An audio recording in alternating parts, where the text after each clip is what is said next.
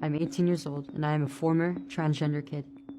After I got my first phone at 11, I started using Instagram and Snapchat. I started seeing a lot of content that was either feminist or centered around the LGBT, oftentimes very sexual in nature.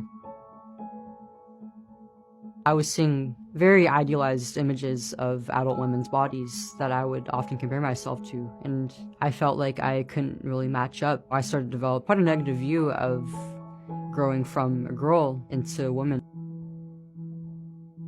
At school, I found it difficult to make and keep friends. I was often an outcast, especially from other girls. I hit puberty at quite a young age. I started getting comments on my body from my other female peers. I started to think like, well, I'm not like other girls. I might just be better off as a boy. Eventually I landed on, well, I guess it just makes sense that I'm actually just not a girl at all.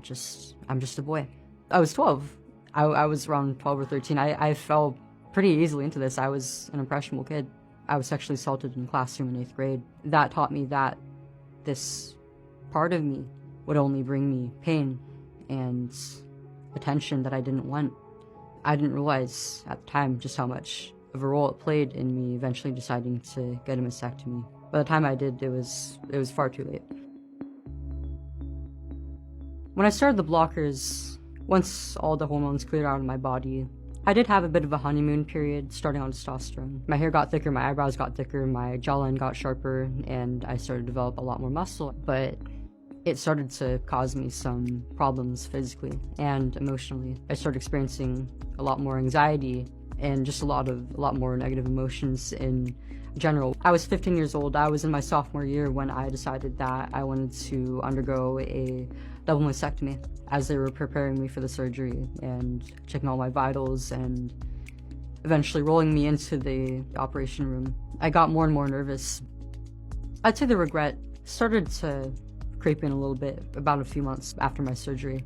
But it wasn't until I had taken a psychology class and learned a little bit more about child development and breastfeeding that I would no longer be able to breastfeed. At the time, I was just a 15-year-old. I realized that I had taken so much more for myself than my breasts. I was allowed to make this decision at far too young of an age.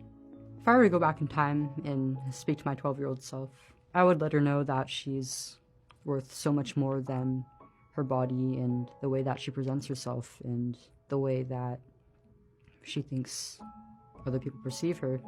It's infinitely more important that she spends time with her family and her friends and getting involved in her community. I've gone through a lot of hardships, and I don't think anything else in my life has affected me nearly as much as transitioning and stopping transitioning has.